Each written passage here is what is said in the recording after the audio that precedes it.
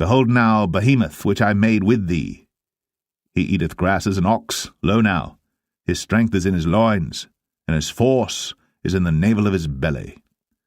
He moveth his tail like a cedar, the sinews of his stones are wrapped together. His bones are as strong pieces of brass, his bones are like bars of iron. He is the chief of the ways of God. He that made him can make his sword to approach unto him. Surely the mountains bring him forth food, where all the beasts of the field play. He lieth under the shady trees in the covert of the reed and fens. The shady trees cover him with their shadow. The willows of the brook compass him about. Behold, he drinketh up a river, and hasteth not. He trusteth that he can draw up Jordan into his mouth. He taketh it with his eyes. His nose pierceth through snares. Job 41. Canst thou draw out Leviathan with an hook, or his tongue with a cord which thou lettest down? Canst thou put an hook into his nose, or bore his jaw through with a thorn? Will he make many supplications unto thee? Will he speak soft words unto thee? Will he make a covenant with thee? Wilt thou take him for a servant for ever? Wilt thou play with him as with a bird, or wilt thou bind him for thy maidens? Shall the companions make a banquet of him? Shall they part him among the merchants? Canst thou fill his skin with barbed irons, or his head with fish spears? Lay thine hand upon him. Remember the battle. Do no more. Behold, the hope of him is in vain. Shall not one be cast down even at the sight of him? None is so fierce that dare stir him up. Who then is able to stand before me? Who hath prevented me that I should repay him? Whatsoever is under the whole heaven is mine. I will not conceal his parts, nor his power, nor his comely proportion. Who can discover the face of his garment, or who can come to him with his double bridle? Who can open the doors of his face? His teeth are terrible round about. His scales are his pride, shut up together as with a close seal. One is so near to another that no air can come between them. They are joined one to another. They stick together, that they cannot be sundered. By his sneezings a light doth shine, and his eyes are like the eyelids of the morning. Out of his mouth go burning lamps, and sparks of fire leap out. Out of his nostrils goeth smoke, as out of a seething pot or cauldron. His breath kindleth coals, and a flame goeth out of his mouth. In his neck remaineth strength, and sorrow is turned into joy before him. The flakes of his flesh are joined together. They are firm in themselves. They cannot be moved. His heart is as firm as a stone, yea, as hard as a piece of the nether millstone. When he raiseth up himself, the mighty are afraid. By reason of breakings they purify themselves.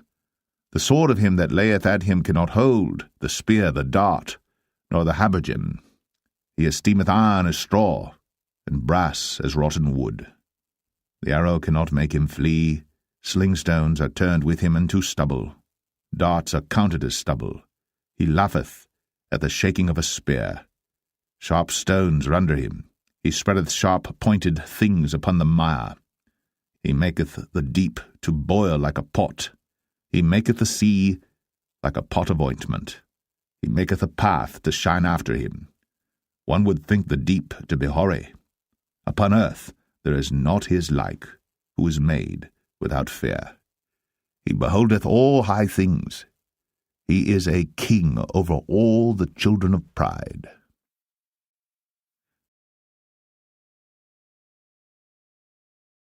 The Greek historian Herodotus is known as the father of history, because he was the first known historian who collected materials systematically and then tested them for accuracy. He noted these observations in the 5th century BC. There is a place in Arabia, situated very near the city of Ptah, to which I went, on hearing of some winged serpents, and when I arrived there, I saw bones and spines of serpents, in such quantities as it would be impossible to describe. The form of the serpent is like that of the water snake, but he has wings without feathers, and as like as possible to the wings of a bat.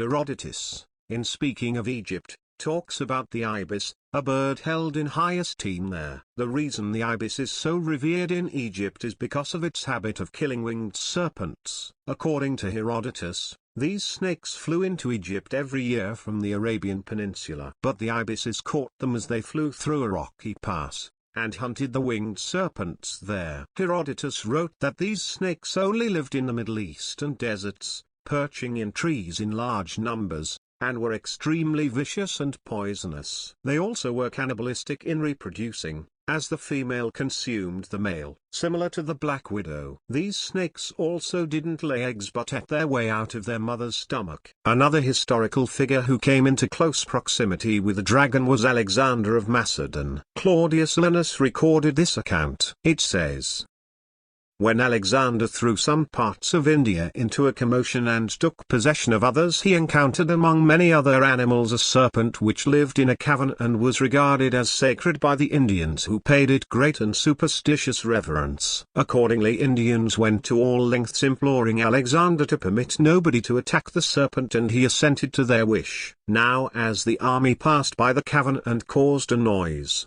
the serpent was aware of it. It has, you know, the sharpest hearing and the keenest sight of all animals, and it hissed and snorted so violently that all were terrified and confounded. It was reported to measure 70 cubits, although it was not visible in all its length, for it only put its head out. At any rate its size are said to have been the size of a large, round Macedonian shield.